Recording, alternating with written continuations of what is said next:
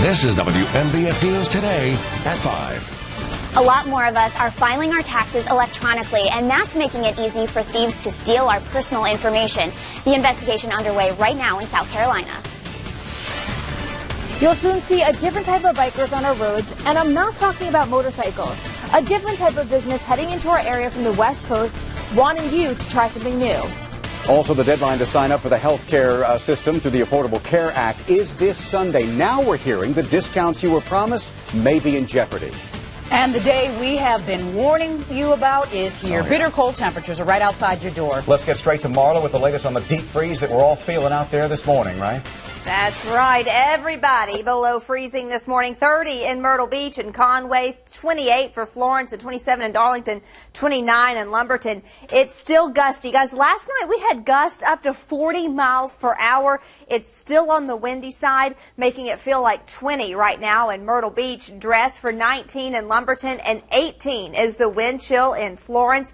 Heading out to the bus stop, these are the wind chills. This isn't the actual air temperature, but this is what you need to prepare the kiddos for, what they need to be dressed for. The 20s this morning, lunchtime still feeling like the 30s, and even for the bus ride home, still feeling like the 30s for the most part. So that's what we're dealing with today. I'll have a full look at your weekend ahead coming up at 5:15. All right, thank you, Marla.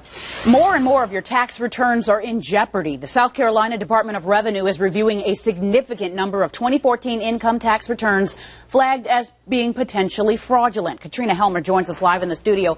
Katrina, could this be a sign of another security breach? I'm being told the state's Department of Revenue system has not been breached, so your information has not been compromised from their end. But the department is currently increasing their monitoring to make sure everything is okay. 18 states across the country are experiencing the same kind of increase. The SCDOR has reason to believe the fraudulent filings result primarily from issues related to third-party commercial tax preparation software. And they've pinpointed that to TurboTax. A representative with SCDOR tells me that so far this year, they've identified 96,000 returns from TurboTax for review. This does not necessarily mean all these returns are fraudulent. That's just how many they're investigating right now. To put this in perspective, that's 15,000 more Turbo returns than they're investigating this time last year. Last week, Intuit, the parent company of TurboTax, paused transmission of e-filing returns because of all the extra fraud investigations. The company says after working with a security expert, they believe these extra reports of fraud did not result from a security breach of its system. Local financial experts say these types of security problems are only going to get worse the more we rely on technology. Because you can do things online, it's a virtual signature. And, if someone's going to steal your Social Security number, they're going to give a virtual signature by clicking the box or whatever it is. So you've just got to consistently watch at that point in time. Intuit has since resumed e-filing for South Carolina, but because SCDOR is reviewing more returns than normal this year, that could mean that there will be a 2 to 3 day delay in processing your refund. Live in the studio, Katrina Helmer, WNBF News. Scary stuff, Katrina. Thank you for that this morning. Only right here on WNBF News. You're going to get an exclusive look into a brand new business that's speeding into Myrtle Beach. It's an electric bike company, very popular on the West Coast, but something brand new to our area, and certainly the first of its kind in the Carolinas. Jenna DeAngelis gave us these Pedigo bikes a spin. She's live this morning with our first look. Well, David and Theo, this sign just went up last night announcing this brand new business, Pedigo, setting up shop here in the Market Common. Now, an electric bike is just what it sounds like. It's like a regular bike, only it has a motor and a battery. So our bikes can go without any power at all, where it's completely up to you, where you get tons of exercise, or you can get virtually no exercise and just twist the throttle and off you go. I got a chance to hop onto these bikes, brand new to the Grand Strand. I was a little shaky at first, but was cruising along in no time. Pretty soon, you can do the same. These bikes can function like a normal bike with no engine involved, but the extra feature allows you to use the throttle without pedaling and cruise up to 20 miles per hour. When Pedigo opens, you can test ride the bikes, rent them, or even buy one. There are 5 different models which make room for more people to ride. There's a model designed for people with a limited mobility. There are also bikes for beach rides trekking through dirt, and even a two-seater. The owner of Pedigo Myrtle Beach says the bikes can help support the push to make our area more cyclist and pedestrian friendly. He thinks electric bikes will spark new interest and eventually put more bikes on our roads. Cyclists in South Carolina have every right to the road as cars do, and that's an education process both for our drivers, which I am and you are, and our cyclists, which I am and you are. So it's a two-way street when it comes to safety. I mean, it's just going to provide an element of fun that may not already exist here at Market Common other than the shopping and dining experience. It's an active, fun experience, and I think it's going to be wonderful for this area. Pedigo plans to open its doors here at the beginning of March. Now coming up, how the owner of this store plans to cycle more visitors to our area. Reporting live in Myrtle Beach, Jenna DeAngelis, WMBF News. Well, folks, if your New Year's resolution to get in shape is now just a distant memory this morning, we have one jolt that you might need to get it back. The Fitbit has suddenly become quite the fitness craze. There are several different Fitbit products designed to be worn throughout the day to help get you moving as well as eating and sleeping much better. Even gym goers claim they're seeing their results throughout the day, pushing them to do more. Definitely has showed me that I don't walk as much as I thought I did, just on my average. So I definitely need to get up and start moving. With the growing interest in Fitbit products, we started to wonder how accurate the trackers really are because the cost can put a dent in your wallet. Still ahead this morning on WMBF News today at 6 o'clock, we're going to be testing the popular gadgets to see if they're worth the splurge. This weekend is your chance to possibly land a job. Myrtle Beach Tanger Outlet Centers are holding job fairs at both of their locations in the Grand Strand.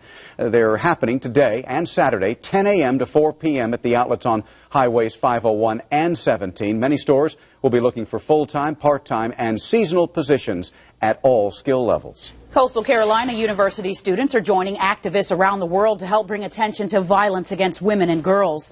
The worldwide campaign is called 1 Billion Rising for Justice Day. It's happening on CCU's Prince Lawn today from 11 a.m. to 1 p.m. The event is free and open to the public. CCU's Women's and Gender Studies program hosts this event. The program's assistant director says this year's focus is on the issue of justice for all survivors and how to prevent domestic violence. 2 unclaimed veterans will be laid to rest this afternoon at the Florence National Cemetery. The Missing in America Project, the Florence Volunteer Honor Guard, and other agencies will perform a full military honors funeral service at the cemetery starting at 1. One of the veterans was in the Army and the other served in the Coast Guard. They were deployed during World War II and the Cold War. This will be the 9th ceremony held in South Carolina since Governor Haley signed an act back in May of 2012 to allow organizations to receive and bury unclaimed remains from funeral homes and corners. A traffic alert we want to let you know about. Starting tonight, there will be lane closures for the Myrtle Beach Marathon. The 5K will have runners around Broadway at the beach and 21st Avenue from 5 o'clock to 8 p.m. The full marathon starts Saturday at 6:30 a.m., but expect congestion starting early in the morning. Coming up in the next half hour, First Alert meteorologist Brittany Bryant is going to tell you the best ways to avoid all those runners out there. Well, ISIS fighters are just miles from a U.S. air base where American military advisors are stationed in al-Baghdadi. ISIS fighters launched a major offensive yesterday under cover of a sandstorm, descending on the town from nearly all directions, taking over government buildings and the central police station in the town. The militants burned a civic building where Iraqis get ID cards and also targeted communication towers. The U.S.-led coalition, responded to the assault with airstrikes on positions ISIS took over around the town.